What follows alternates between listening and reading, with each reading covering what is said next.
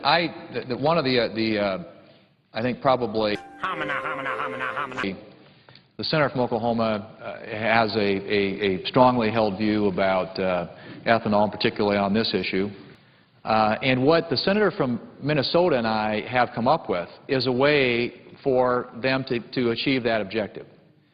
But it does it in a way that is reasonable, that is measured, and that doesn't totally, in the middle of the year, abruptly disrupt an industry.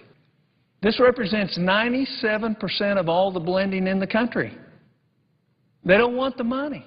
The question is, and I would ask him this question, how do you fit what the people who get this $3 billion, who you say it's going to have a negative impact, the very people who get the $3 billion who say they don't want it, why would they say that if it's going to have a negative impact on their industry?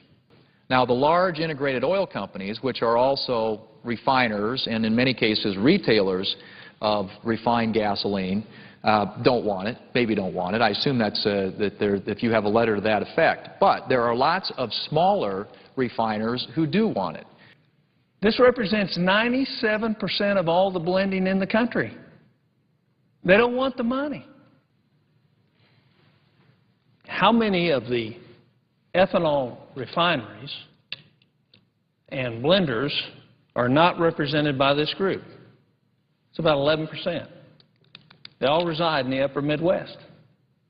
The difference between what the senator from Minnesota and the senator from South Dakota offer is $2 billion. I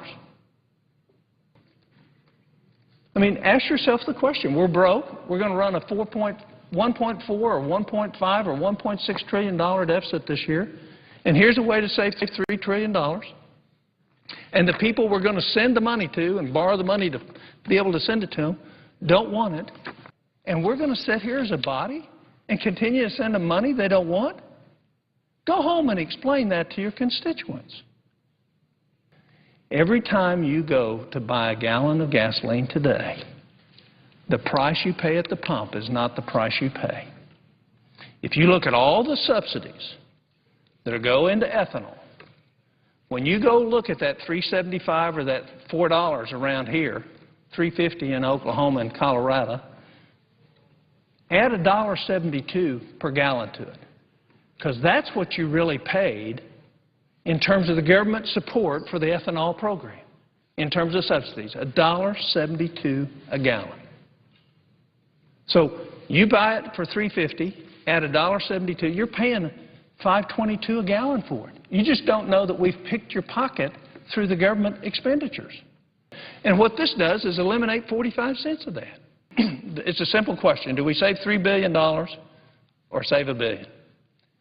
I would tell you that what's in front of us as a nation with our $14.3 trillion debt, I'm going to opt for the kids that follow us and the grandkids. I'm going for the $3 billion, not the 1.